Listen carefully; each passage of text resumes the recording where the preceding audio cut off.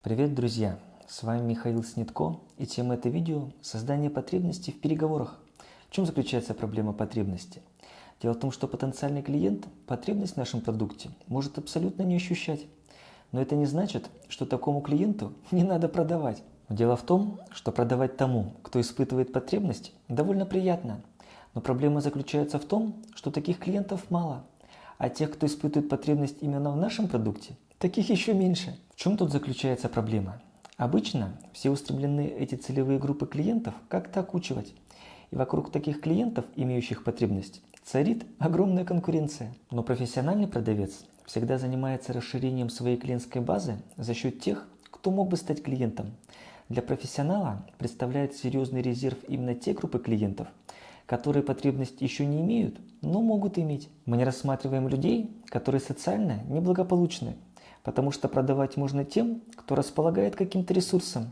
Поэтому бессмысленно уговаривать в переходе бомжа купить Rolex. Мы сейчас находимся в рынке, где клиент сыт. Легко управлять голодными. Но что делать, когда клиент сыт?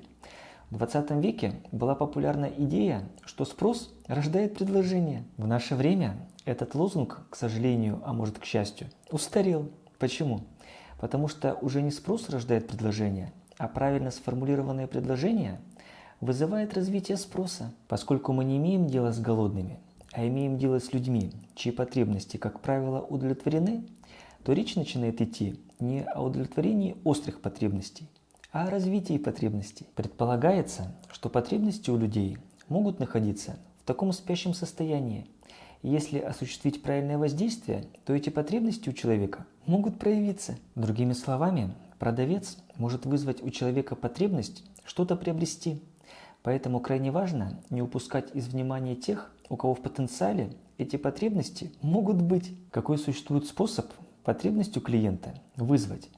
Первичная задача – это найти неудовлетворенность. Но часто бывает так, что у человека явной неудовлетворенности нет. Поэтому, если неудовлетворенность в человеке не проявлена, то задача, которая стоит перед переговорщиком, это развить у человека потребность от скрытой до явной. После чего задача эту проявленную потребность направить в желаемое русло. Почему это важно?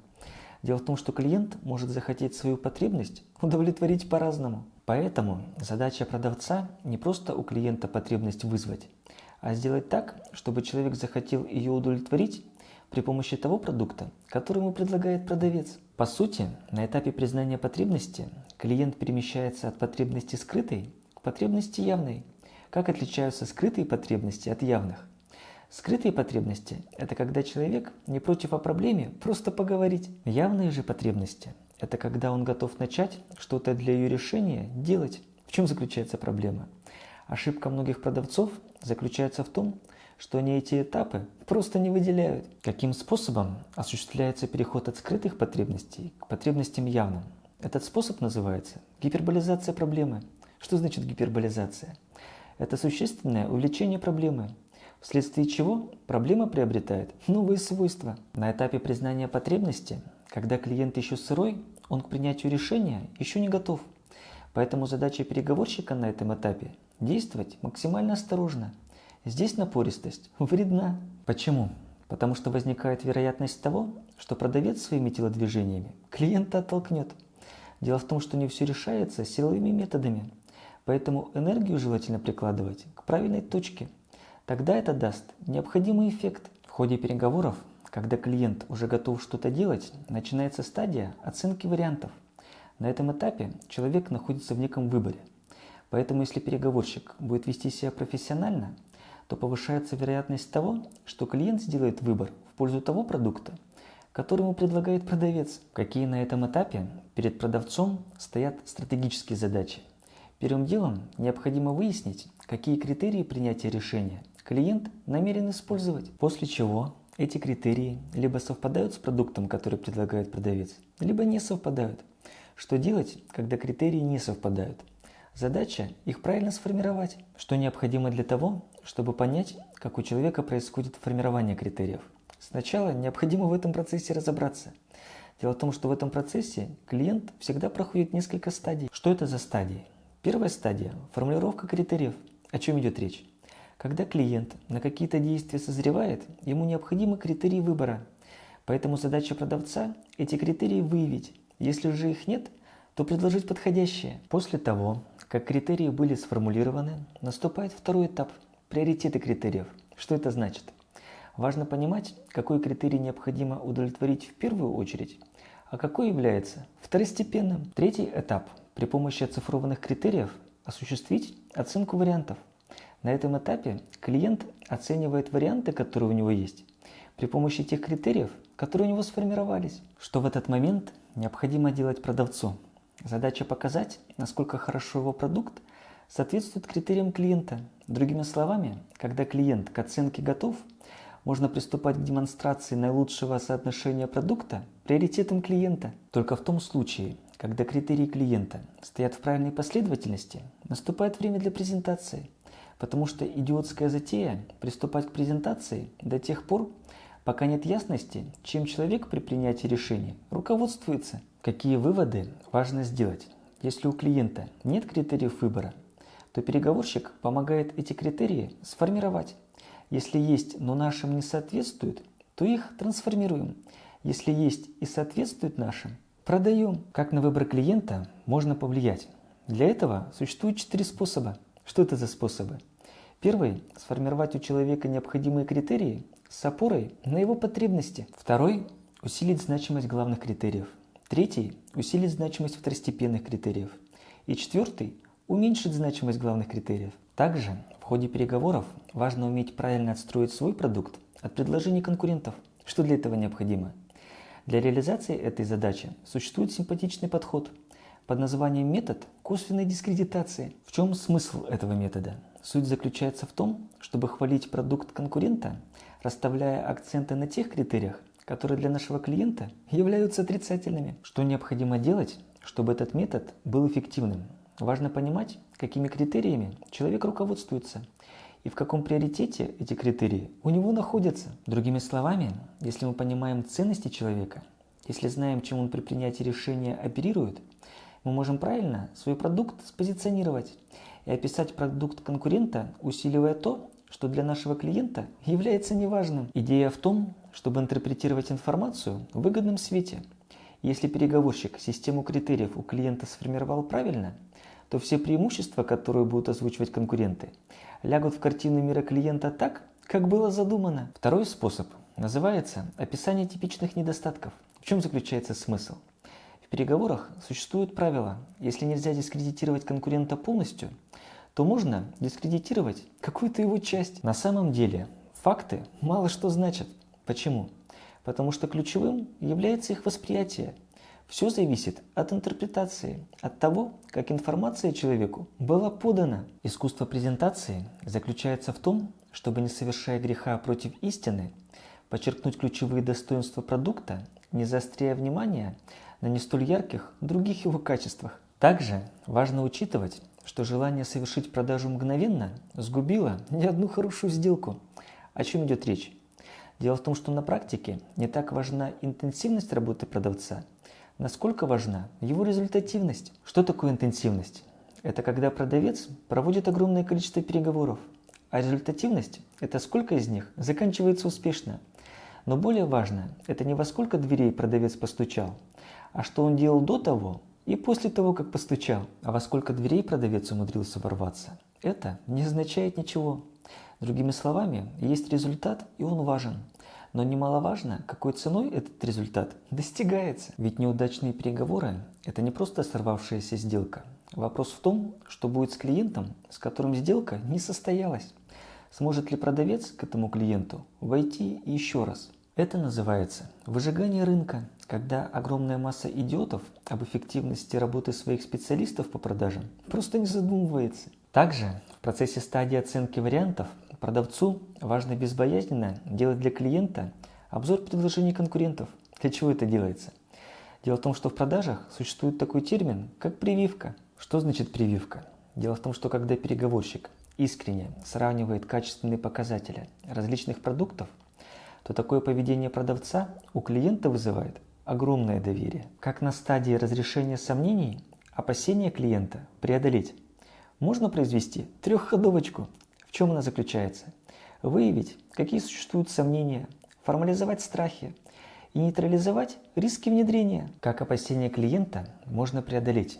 Лучшее, что переговорщик может сделать, это расписать клиенту все последствия, дать рекомендации и показать, как он собирается эти проблемы решать. Лучший способ – это непонятный страх превратить в понятный. В чем заключается проблема?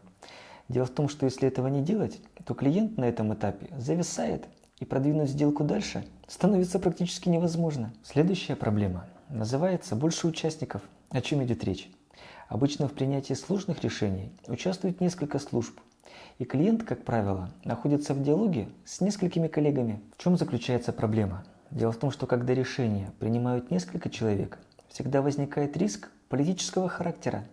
Другими словами, трудно удовлетворить аппетиты всех. Поэтому, когда наш союзник сталкивается с тем, что лоббирование решения ставит его в сложную позицию с какими-то влиятельными фигурами в его компании, это может привести к тому, что он продвижение сделки начнет саботировать. Как с этим быть? Многие неопытные переговорщики начинают часто пилить опилки.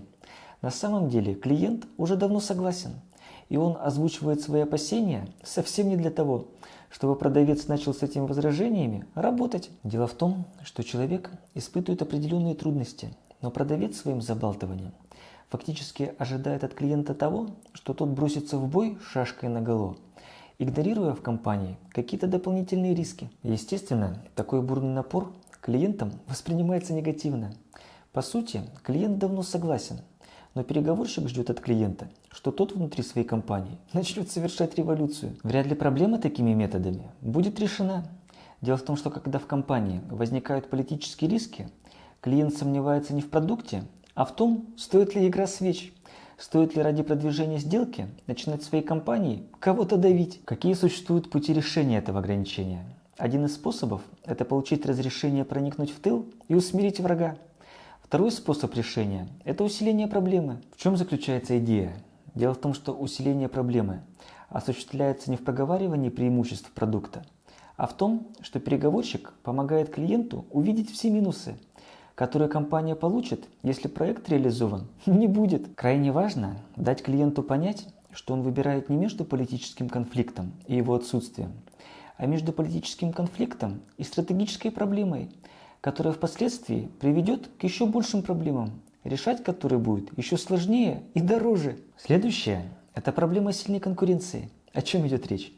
Как правило, чем более лакомый кусок наклевывается, тем больше вероятности того, что начнется бурная конкуренция. В результате такой жесткой борьбы клиента часто беспокоит такой параметр, как компетентность продавца.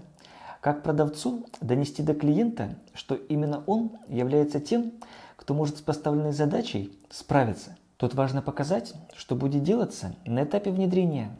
Поэтому еще на этапе разрешения сомнений продавцу будет полезно показать клиенту, какие проблемы могут возникнуть. Другими словами, необходимо заглянуть за горизонт. В чем тут проблема? Дело в том, что многим продавцам не хватает духовитости говорить о плохом. Но в больших продажах работает обратный эффект. То есть, чем больше переговорщик убеждает продавца, что все будет хорошо, тем в большей степени клиента одолевают сомнения. Позиция же профессионального переговорщика – это показать клиенту, что в процессе внедрения могут возникнуть определенные сложности, что это неизбежно и, естественно, будет делаться все возможное, чтобы эти риски свести к минимуму. Дело в том, что проблемы бывают всегда. И когда кто-то заявляет, что в их конкретном случае проблем не будет, это у здравомыслящих людей вызывает наибольшие опасения. Дело в том, что упоминание о потенциальных опасностях как раз и подчеркивает компетентность продавца. Поэтому если переговорщик о потенциальных проблемах не проговаривает, то клиент делает простой вывод, что этим ребятам все равно, уж слишком они хотят продать. Поэтому тактика превосходной степени, а именно «верьте нам слепо, мы совсем справимся», никого ни в чем не убеждает. Профессиональный продавец свою компетентность подчеркивает именно тем, что он обозначает всевозможные риски и не боится их клиенту озвучивать. А что делают все остальные? Обычно они бьют себя пяткой в грудь и кричат, что все будет легко и просто.